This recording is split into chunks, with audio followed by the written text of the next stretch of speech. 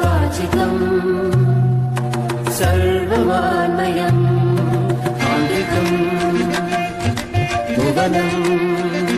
यस्य वाचिकम् सर्ववान्मयम् आहार्यम् चन्द्रतारादि तं वन्दे सात्विकं शिवम्